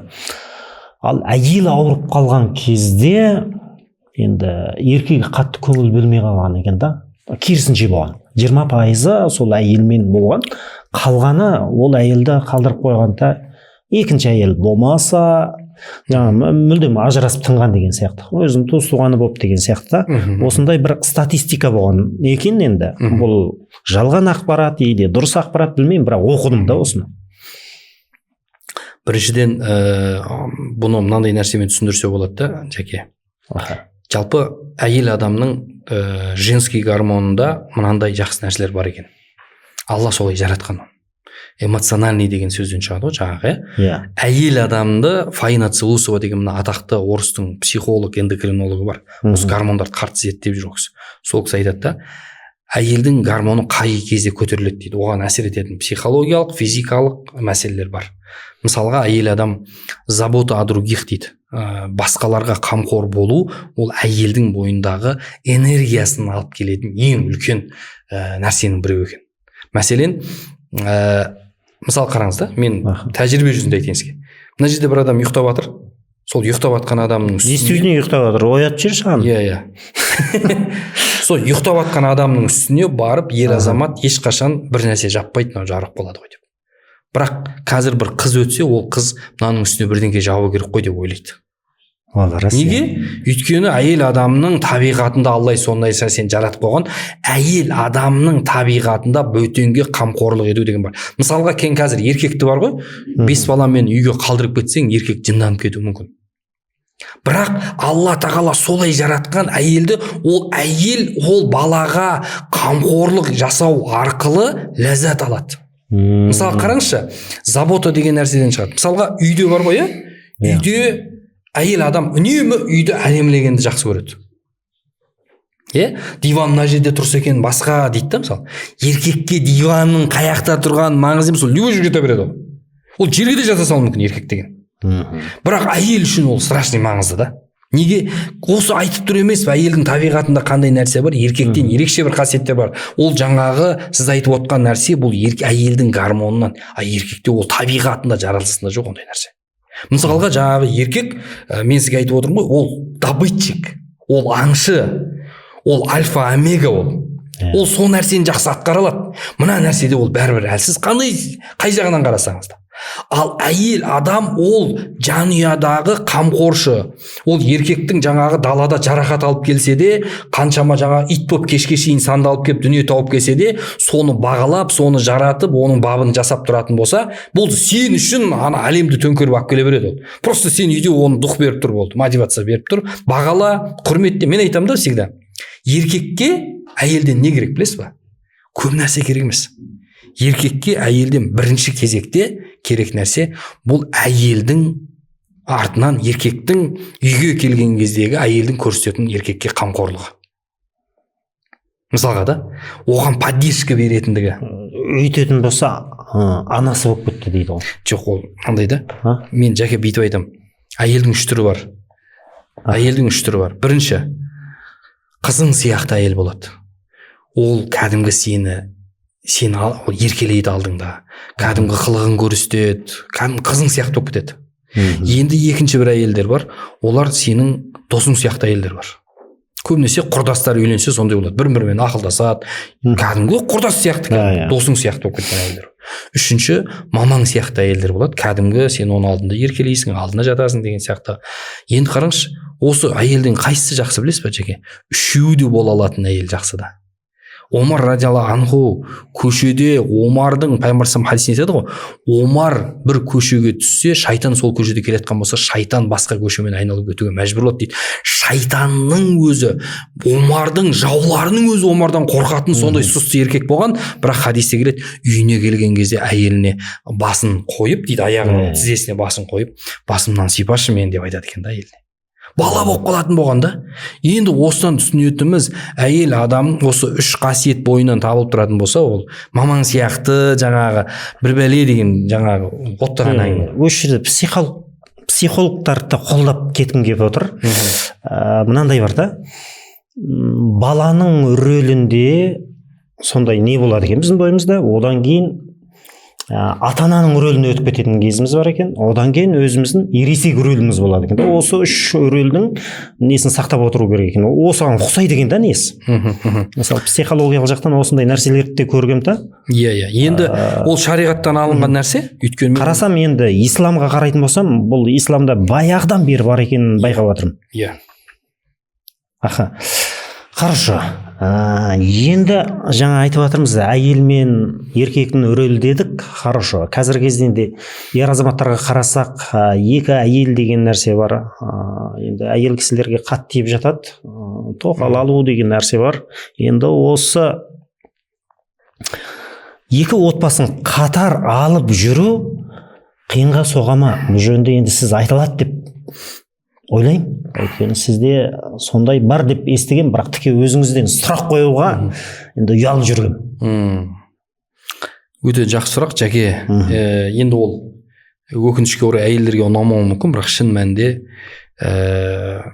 мен 2 әйелім бар. 2 әйелім бар. Екінші әйелім сол күйеуі қайтыс болған, баласымен сондай тағдырында сондай не көрген, қиындық көрген кісіні мен алдым. Ол бірінші әйелім келісе салды деген сөз емес, ол шын мәнінде өте ақылмен өлшенген шешім. Бір жай бір әшейін бара сап, енді алуым керек екен ғой деп ала салған нәрсе емес. Бірақ осы жерде бір астын сызып айтып кетуім керек нәрсе, бұл оңай шаруа емес. Шын мәнінде өте біліммен, өте үлкен даналықпен келетін нәрсе, оңай болмайды. Бірақ түбінде бұл Алла тағала қолдап тұрған нәрсе болғаннан кейін оны ешкім қарсы шығамайды оған. Қарсы шықпау керек. Осы жақында бір үлкен бір әйел кісі бар да, ұстаз болып келеді өзі. Сол жаңағы интернетте айтып жатыр да, Алла Құранда рұқсат беріп қойған нәрсеге дейді. Алла Құранда еркектерге рұқсат беріп қойған нәрсеге, біліп қойыңыз, Құранның бір әрпіне қарсы шыққан адамның жағдайы қияметте де бұл дүниеде жақсы болмайды. Бір әрпіне Құранның сен қайшы келесің ба? Болды, Құдайдың сөзі ол. Сен Құдайдың сөзіне бір әрпіне қайшы шығып тұрсың ба, сен бітті, Алланың алдында жағдайың өте қиын.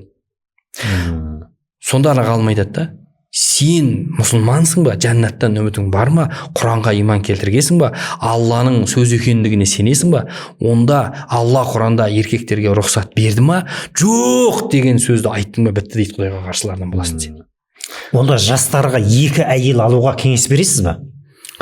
Кеңес бергенде ол әр адамға, мен айтайын сізге, бұл 2 әйел емес, бір әйелін жорға алып жүрген адамдарға мен оны кеңес бере алмайды екен, кешіріңіз. Біздің қоғамда ажырасудан біз әлемде 16-шы орынға, Азияда 1-ші орынға шығып тұрған кезде, бір әйелді алып қаламай жатқан, алып жүре алмай жатқан қоғамға 2 әйелді алып жүру деген ол мен жәке ондай кеңес бере алмайды екен, өкінішке орай. Ол нәрсеге өте үлкен білім керек. Мәселен, мен осы 2-ші әйел алатындарға арналған 40 қағида деген бір үлкен кітап жазып шықтым. Бұл мен сіздерге айтайын, бұл егер шын мәнінде бұл нәрсені мен түсінем деген адам болса, ол әр адамға жеке байланысты. Мысалға бір адамға үйлену бар ғой, үйленудің өзі харам болады жеке. Мысалға сен еркектік ауруларың болса, сөйтіп сен әйелге ләззат сыйлай алмайтын деңгейде әлсіз еркек болсаң, саған үйлену харам болады.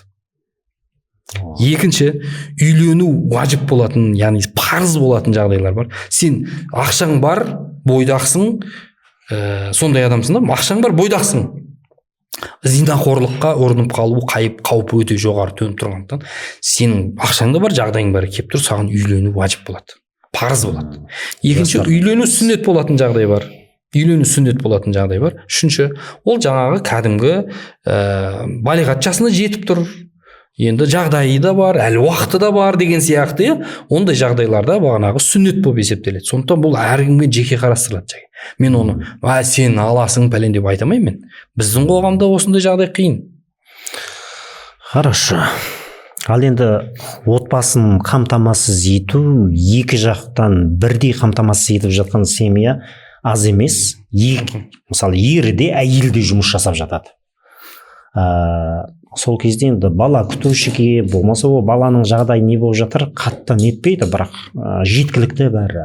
Осылай өмір сүріп жатқан бір отбасыларды байқайсың да, әлеуметтік желіде қарасаң, зор, анау енді дүние бар, не бар, бәрі күшті болып көрініп жатыр да. Мысалы, бұған не дер едіңіз енді? Ері де жұмыс жасап жатыр, әйелі де, мен мынанша таптым, міне әкеме, міне шешеме мынандай сыйлап жатырмын, Меккеге жіберіп жатырмын, машина алып беріп жатырмын. Қарасаң, картина күшті. Тәрбие осылай кетіп жатыр. Шын мәнінде кредитке алып жатыр деген сияқты ғой. Кредит. Біріншіден, жәке, мына нәрсені түсініп алайық. Шын мәнінде шариғатта әйелге жұмыс істеу харам деген жер жоқ. Шариғатта әйел адам жұмыс істеу керек, ақша табу керек, мысалға бойдағы әйелдер бар деген сияқты болмаса, жалпы әйел адамға тән жұмыстар болады. Мысалы, акушер адам еркек бола алмайды ғой, енді вообще еркек акушерлерді түсіне алмайды екен мен. Өкінішке орай. Сондықтан осы жерде бағанағы әйел адамдардың қыздарға мысалға сабақ беру деген сияқты. Бірақ бір нәрсені біліп алайықшы. Әйел адамның сол ақша табудан да маңызды ісі бар. Ол батырды тәрбиелеп шығару, ғалымды тәрбиелеп шығару, президентті тәрбиелеп шығару деген одан да маңызды миссиясы бар әйелдің. Қазақтың сөзі бекер емес екен ғой, алып та, батыр да анадан туылады деген. Енді көшеде жүрген анадан точно туылмайды, енді ол мен сізге айтайын. Өйткені туыла сағанның барлығы батыр болып кетпейді. Оның артында жаңағыдай оған шын мәнінде пайда беретін анасы болмаса да жаңа жерде. Шын мәнінде. Ал енді мен сізге айтайын, біздің қоғамда ананың осындай миссиясы бар, осынан түсінуіміз керек. Сосын мынандай зияны бар оның. Мойындауымыз керек. Енді әйелдердің көбісі негізінде қателігін мойындай бермейді. Үнемі әйел адамның табиғаты сондай, ол үнемі өзінің қатесін мойындағысы келмейді. Ол міндетті түрде күйеуінен қате іздеп тұрады. Ол әйелдің осы табиғатында бар нәрсе. Бірақ мойындауымыз керек. Өйткені ақиқат солай. Кешке шейін жұмыстан шаршап жүрген әйел, ол ешқашанда жақсы деңгейде ер азаматына көңіл бөле алмайды. Ол тамақ болсын, жалпы әйелінің жұмыс жасап келсін да, бала күтушісі бар шығар, үйінде ата енесі қарасып жатқан шығар, бірақ кешкісі нормальный болатын шығар деген ойда мен. Солай шығар деп ойлайсыз, бірақ енді шаршап тұрған бір нәрсені біліп алуымыз керек. Мынау сөздің ашығы ұят болса да айта берейін, неге шын мәнінде ер азаматтың, әйел азаматтың осы төсек мәселесінде өзіне тән ерекшеліктер бар. Соның біреуі әсіресе әйел азаматында еш нәрсені ойымдамайтын, стресс, депрессияға түспейтін болу керек. Сол кезде ғана әйел төсекте тояттан алады. Ал шариғатта ол парыз.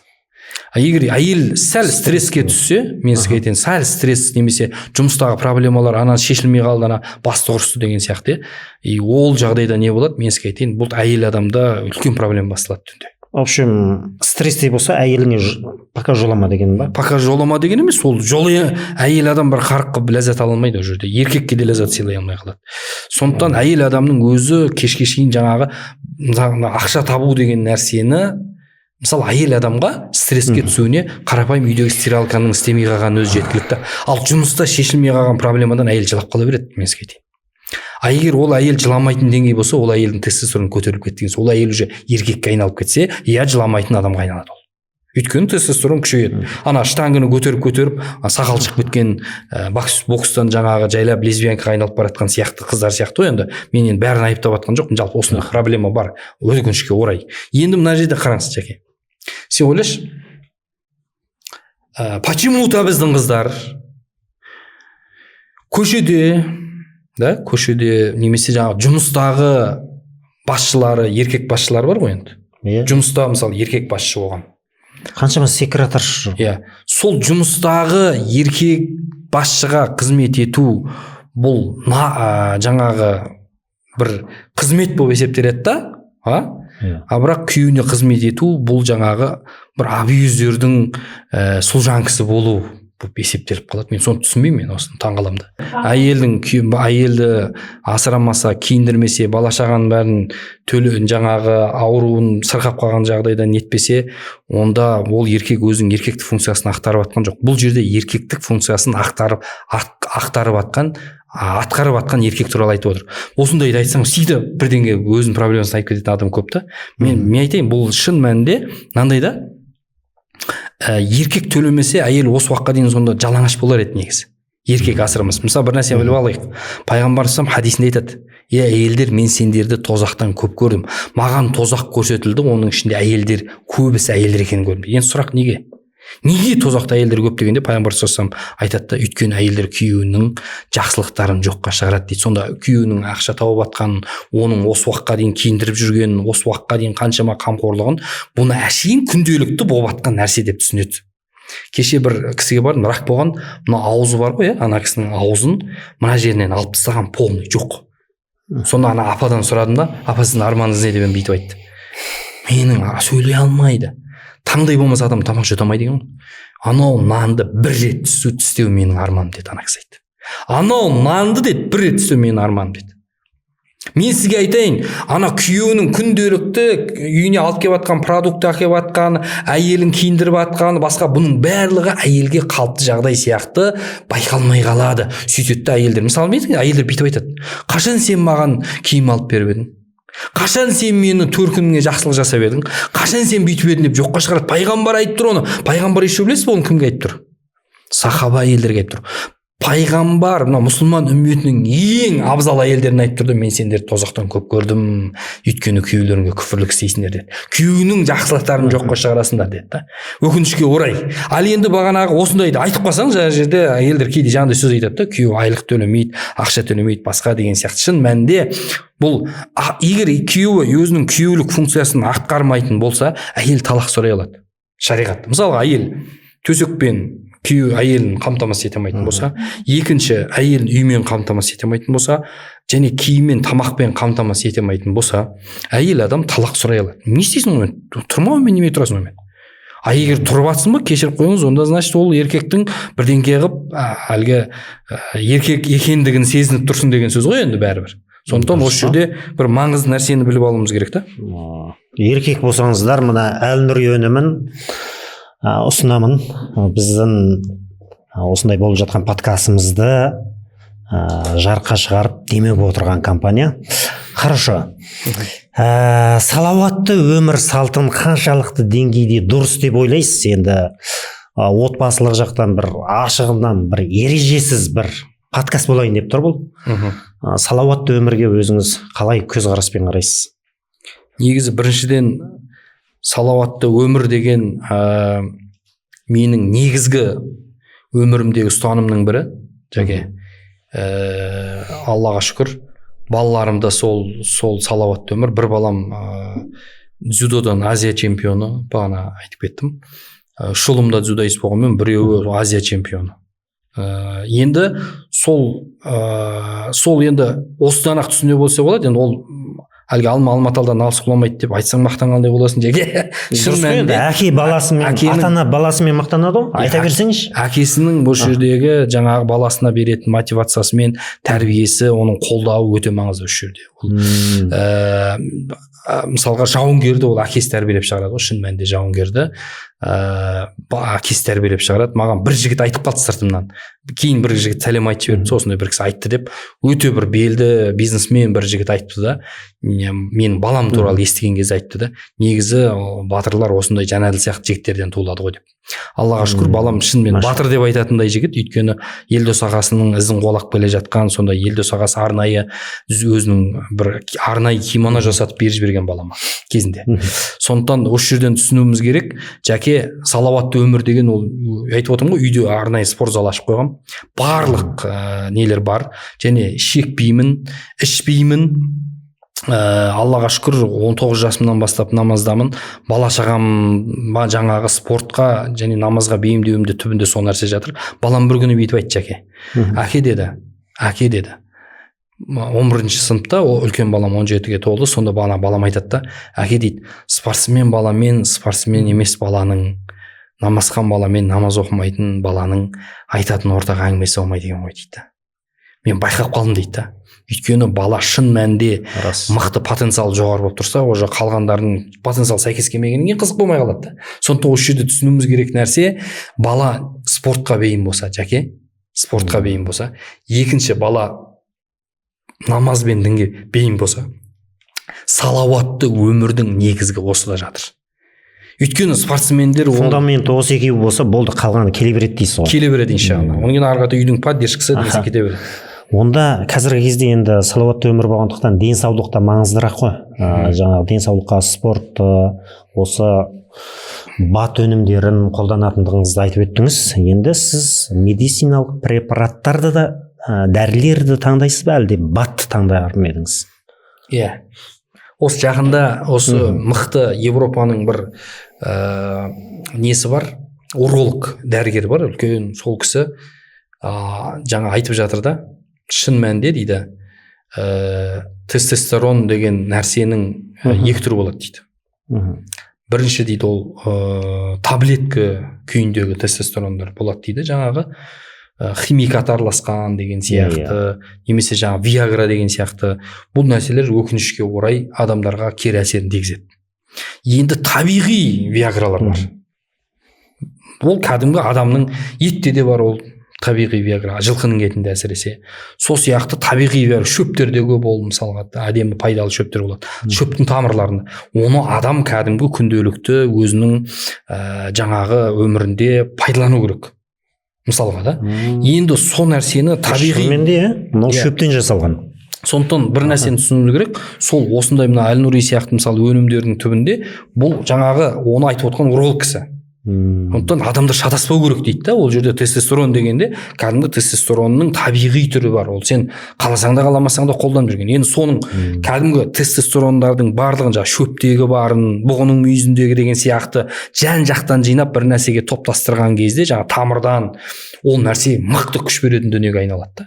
Сондықтан бұл жерде оның ешқандай несі жоқ, зияны жоқ, әрі өте пайдалы. Мен өзім айтып отырмын ғой, жаке өте қатты үнемі пайдаланамын. Жаңа айтып отырмын, ексемен болғаннан кейін де ол міндетті түрде маған керек болады. Өйткені жаңағы жолдан шаршайсың, басқа қыласың, спортпен айналысасың деген сияқты, ол үнемі оңай емес, соның бәрін ұстап жүру үшін. Онда батты саналы өнім деп қарасақ болады екен, ауырғысы келмейтін жандар осыны таңдайды десем келісесіз бе онда? Таңдайды. Өйткені мынандай нәрсе бар, жаке. Қазір баттар мен дәрігерлердің арасында үлкен соғыс жүріп жатыр. Байқадым. Мынау немен не дейді ғой, жаңағы дәрілер істейтін қандай мафия деуші еді?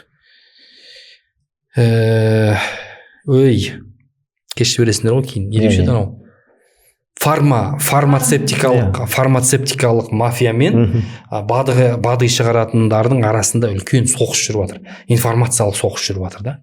Өйткені бадылар көп дәрілерді шетке сырт тастап жатыр. ол дәрігерлерге бармауды үйретіп жатқан жоқ, бірақ өкінішке орай дәрігерлердің клиенттерін азайып жатыр деген сияқты ғой, енді азайып жатыр. Сондықтан фармацевтикалық компаниялар өздерінің табыстары азайып қалмасын деген мақсатпен БАДыларға қарсы осындай теріс информациялар таратып жатыр. Ол шын мәнінде таза кәдімгі осы соғыстың нәтижесінде шығып жатқан ақпараттар ғана болды. Сондықтан оған сенбеңіздер. Қарасақ та көбінде БАДты қолдаған халық көп қой. Мен ол жерде мынандай ғой, сапасыз БАДыларды ақтап отқан жоқпын, Жаке. Сапасыз БАДылар жоқ емес, бар, өкін әшейін бір жасай салғандар көп, бірақ мен үнемі сапалы жаңағы өнімдерді жарнамалауға тырысамын, өзім қолданып көріп, нәтижесіне көз жеткізіп жасаймын. Енді шынымен де қоғамға қарап отырсақ, қарызсыз адам жоқ шығар. Кредит, микрокредит, осыған қатысты жастарымыз да даже 18-ге тола салып алып жатыр десек те болады да. Бүкіл отбасы кіріп алған оған. Мысалы, бұл өмірімізге қандай әсерін береді, қандай қоғам болады, қандай мықты кемелді адам шығады, бұндай жастарымыз көбейе берсе деген сияқты ғой. Мынандай болып отыр, Жаке, өкінішке орай. Біздің қоғамда дүниенің бір таласы болып жатқан сияқты көрінеді да маған. Негізі кредит деген нәрсе өз әр 10 жыл сайын қоғамды үлкен неге алып келіп отырады, қасіретке алып келіп отырады. Әр 10 жыл сайын стратегиялық түрде әр 10 жыл сайын кредитование деген нәрсе дамып кеткен елдерде жаңағы пайызды айтып отқаным. Әсіресе микрокредитке байланысты айтып отырмын. Сондай дамып кеткен елдерде әр 10 жыл сайын үлкен не болады? Не деуші еді анау? Қаржылай дағдарысты. Кризис болады. Үлкен әр 10 жыл сайын кризис дағдарыс болып тұрады екен. Бұл заңды құбылыс. Енді мен сізге айтайын. Мен өмір бақи кредит алмағам. Кредит алмаймын да, иншалла менің ұрпағым да алмайды, әулетім де алмаған, Аллаға шүкір. Жаным тірі болған кезде оны алғызбаймын, өйткені бірнеше мәселе себеп болды оған. Бір үлкен миллиардер кісі Қазақстанға келген, сол кезде анализ жасаған кезде мынандай нәрсе айтты да, мына 3 нәрсе бар депті. Осы 3 нәрсе болғандықтан қазақ қоғамында үлкен кері кету болады депті да, дамымайды алға. Бірінші нәрсе бұл мына букмекерлер, ойын автоматтары, еркін барлық жерде. Казино болмағанмен казиноның кәдімгі казинодан да доступный. Казиноға арнайы бару керек, ішінде ойнау керек қой. Ал букмекер деген нәрсе әркімнің соткасында әрбір жерде отырып ставка тіге беретін деңгейге келді ғой. Бұл казинодан да қауіпті негізі шын мәнінде. Букмекер деген нәрсе. Сондықтан сол нәрсе қай жерде көбейді, лотерея деген нәрсе қай жерде көбейді. Бұл нәрсе шын мәнінде қоғамды ешқашан дамытпайды. Бұл қоғам дамымайды ешқашан. Өйткені бұның түбі кәдімгі лохотрон. Әрбір мынандай аппараттар бар ғой, ойнайтын ойын аппараттар, ойын.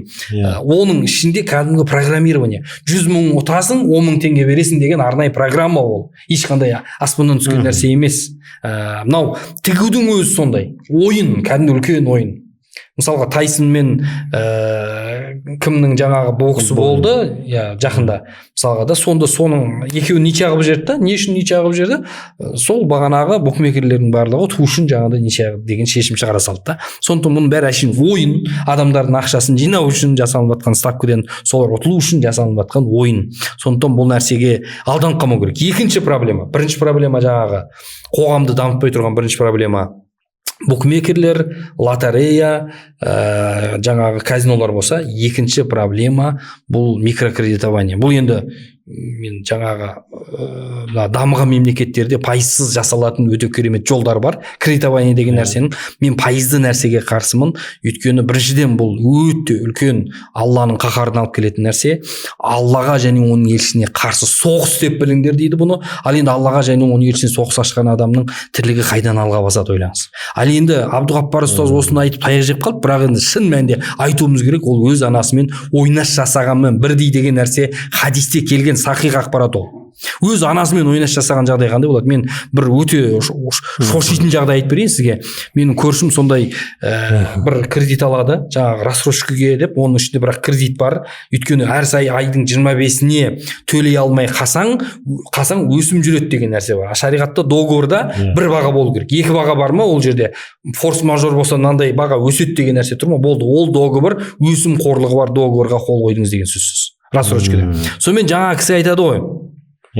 үйіне көп заттарды алады, сөйтеді да біздің енді әйеліммен көрші ғой енді, балаларын бірге алып баратын, соны келді, үйге келгеннен кейін жаңағы кісі отырған кезде айтады, осындай біз кеше рассрочкаға андай осындай алдық. Содан кейін әйелім айтады, ол шариғат бойынша харам ғой, ерсіннің әміресі ұстаз да осы нәрсені анық айтып берген, оның харам екен дейді ғой енді. Иә. Сөйтсе жаңағы ол енді өз анасымен ойнас жасағандай бірдей деген сияқты хадисте келген ғой деп қабет, ана кісі бүйтіп көршінің әйелі сүміреп отырды да бір кезде жылады дейді. Сосын ойбай кешіріңізші, мен сізге қатты айтып қойын ба деп айтыр. Жоқ, сіз қатты айтқан жоқсыз, мен кеше бүгін таңда түс көрдім. Мен ойлап едім бұл шайтаннан ба деп, сөйтсем шайтаннан емес екен ғой. 5 жасар ұлыммен төсек қатынасында болып атқанымды түсімде көрдім депті. Сөйтсем Құдай маған қандай күнәға ұрынғандығымды көрсетіп жатыр екен ғой деп ана шошып, ана жерде жаңағы жылаған кезде дейді. Алла тағала көрдіңіз бе, кісіге жақсылық қалап тұр ғой. Сондықтан бұндай нәрсе қоғамда дамыса өте қиын. Келесі той. Тойдың көбейгендігі бұл өкінішке орай пайдасы бар, жоқ, тойлардың көбейіп кеткендігі, кредит алып той жасап жатқандар бар, сол тойға тапқанның бәрін соған шашып жатқандар бар. Тойға той болғаны жақсы, бірақ өз орнымен болатын арнайы тойлар бар. Сол болып қалған майда шүйдеп әлепатырдың бәрін доғару керек, онсыз қоғам дамымайды. Сондықтан мен кредит алмаймын, жаңағыдай Алланың қарғысына ұшырамау үшін. Мен талай жігіттерді көрдім. Бір жігіт мен машинемді мақтай бастады да, Жәке. Сосын машинемді мақтай бастады кәдімгі. Сосын, ой, сіз машинеңіз қандай еді деп едім, ойбай, аға, өмірімде бірінші рет машина алып едім деді, кредитке дейді. Алған күннің ертесіне машина өртеніп кетті дейді. Енді жоқ машинаны төлеп жатырмын дейді. Бір жігіт айтады, кредитке алдым дейді, машинені дейді. Алған машинені, кредитке алған машинені бір-ақ күн айдадым дейді, ертесіне мотор стук берді дейді. Сол осындай оқиғаны көп естіп жатырмын. Енді қараңызшы, біреу харам істеп, бірақ сол харамынан ешқандай оның берекесі төмендемей жатса, Жәке, харам оған жағып бара жатса, біліп қойыңыз, бұл пайғамбар хадисінде айтады, тозақ жолында құрылған қақпан дейді. Тозаққа құрылған қақпан. Ол адамның жағдайы өте қиын.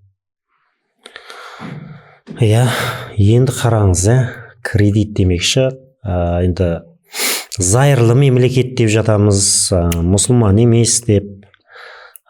Сол жерде бір шыққан үкімдер бар екен, кейбір сондай кредитті қолдайтын, мысалы Қытайды алып қарайтын болсақ, ол жерде алуға болады деген бір үкімдер бар екен. Мысалы шариғат бойынша келтірсек та, осы үкімді көбісі пайдаланады. Мысалы рассрочканы қазір, мысалы мен де пайдаланып жатырмын, өтірік айтпаймын да, кейбір жерлерде.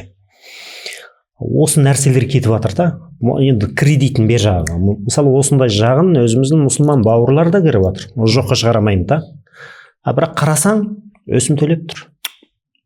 Мынандай Жәке проблема бар да, қараңыз.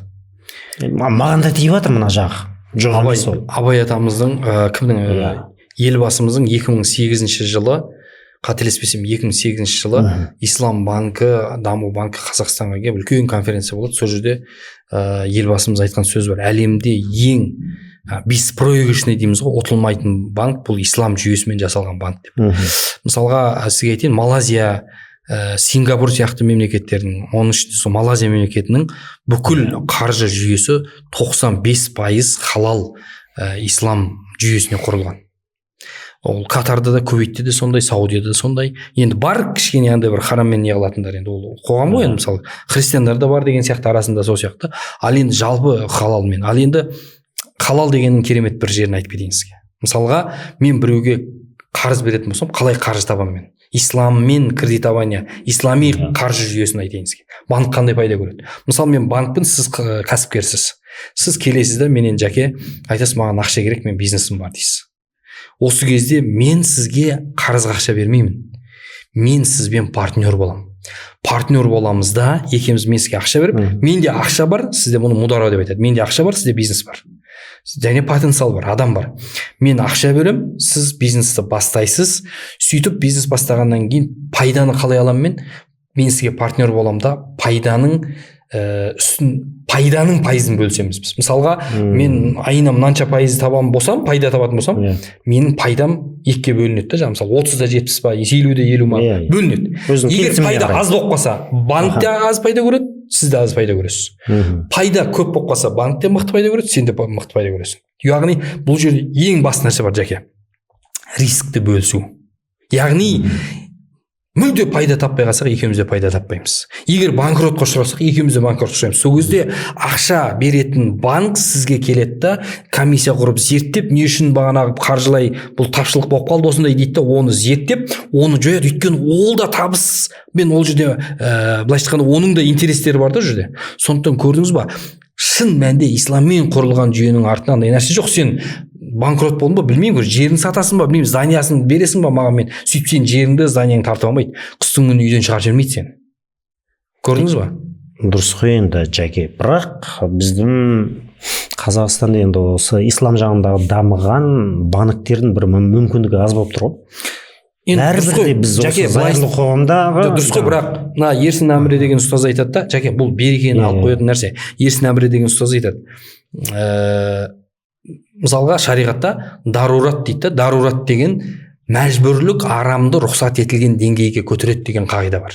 Мәжбүрлік деген не? Мәжбүр түрде, иә, мәжбүр деген адамға өлім қаупі төну керек дейді. Мысалға ракпен ауырған адам, ақшасы бітті, басқа жағдай жоқ, уже ракпен ауырып тұр, өмірін, мына жақта өлім тұр, мына жақта кредит алып өмірін сақтап қалу тұр. Міне осындай адамдарға болады.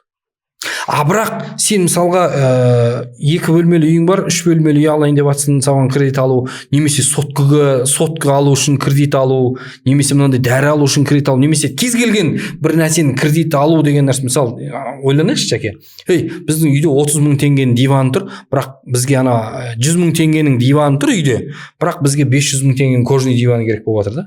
Сенің үстіңде бір 50 мың 60 мың теңгенің бір жақсы курткасы болуы мүмкін, бірақ саған жаңағы 500 мың теңгенің шубасы керек болып отыр. Осы үшін кредит алу, немесе той жасау үшін кредит алу, тойға Қайрат Нұртасты шақыру үшін кредит алу деген осы не оттаған әңгіме осы? Біз бір нәрсені түсініп алайық, әркім көрпесіне қарай көсілсе, өтірік жалған мақтанышпен жаңағыдай кредитке батып, әке-шешеңе өтірік елге көрсету үшін, жаңағыдай видео салу үшін кредитке кіріп көлік әперу деген сияқтың барлығын түкке қажет жоқ нәрсе ол. Мәжбүрлік емес бұл. Мәжбүрлік деген адамға өлім қаупі түсу керек. Сол кезде ғана осындай жағдай келеді. Ал енді біздің жағдайларда мен сізге айтайын, бұл бізде ешқандай мәжбүрлік емес бұл. Бізде шүкірсіздік. Әл-Нури компаниясынан да ұят болмасын. Енді Жәкеңнің алдында, жалпы енді исламның алдында осындай жақсы комментарий жазып, күшті болғанға осындай подаркымыз бар, сыйлығымыз бар дейік десек, жаңағы айтқан сөзіміз текке кететіндігін көріп тұрмын. Сондықтан Жәкең өзі қалай аяқтайды, соны бір тыңдағым келіп тұр. Құрметті де қадірлі көрермендер, оқырмандар, біріншіден баршаңызға көп рахмет. Осындай жаңағы бізді аяғына дейін подкастты тыңдап жатсыздар, сондықтан бөлісіңіздер. Екіншіден сіздерге айтатыным, болашақта шынымен енді Қазақстанның болашағы үшін, өзіңіздің балаңыздың болашағы үшін, жалпы отбасы проблемаларды шешу үшін қандай мәселелерді көтергеніміз жөн, қандай мәселені түбегейлі жаңағы талқылағанымыз жөн, соны төменде жазып кетсеңіздер, ол бізге үлкен болашақта пайда келтіреді. Өйткені біздің подкасттарымыз жалғасын табу керек. Соған сіздерден осындай комментарийлар күтеміз жақсы болашақ үшін. Екінші мәселе, Әл-Нури компаниясына көп алғысымды айтамын, және Әл-Нури компаниясының өнімдерін алу деген бұл жай әшейін жаңағы реклама емес. Бірден айтып қояйын сіздерге, бұл кәдімгі адамның денсаулығына пайда беретін, мен оны көзім жеткізіп айтып отырмын сіздерге. Өнім болғаннан кейін оны өзім ішемін, қолданамын, денсаулығыма пайдасын түйіп, түсініп, сөйтіп сіздерге айтып отырмын, сіздерге де ұсынамын, алыңыздар. Ал Жәке, енді бұл Әл-Нури компаниясы да құр қол емес екен. Сіздің неңіздің жағдайын бәрін айтып түсіндіргем. Главный енді өзіңіз келдіңіз. Мынау біріншіден Әл-Нури компаниясының мына жердегі состар өнімі, мына тестостеронға тікке жауап беретін өнім өзіңізге подарка сыйлық ретінде. Бәрекелді. Енді отбасының әңгімесі талқыланғаннан кейін отбасыңызда құр қол қылмадық. Бірақ сіздікі елден бөлек отбасы екен. Екеуі де тең болсын деп. Отбасыға бір 2 подарка кетіп жатыр бұл жерде. Бәрекелді. Халық өз түсініп отыр деймін. Бұл жерде енді таныстыра кетейік. Мынау пенка екен, бетін жуатын. Енді әйелдеріміз сұлу болса өзімізге майдай жағады ғой. мынау маскасы Әлнұридің. Ой, жарықтық. Құдай қаласа Керемет, енді сұлу болып жүре берсін. Екеуінің ішіндегі заттары тең ғой, а то Тең, кәмпитке тең. таласқан балалар сияқты айқай шығып кетеді кейде. Тең. Көрсетіп үлгерейікші. Иә. Әйелдеріңіз де көріп отырған шығар. Екеуі екен ішінде. Бар екен деп қойсайшы. Рахмет, Алла разы болсын, Жәке. Көп рахмет сіздерге. Көп рахмет. Жақсы, онда Алла разы болсын. Құдай амандығында көрсетсін бәрімізді, иншалла. Өстіп, жақсылықпенен жарысып, қоғамға пайдамызды беріп жүрейік. Сау саламатта болыңыздар.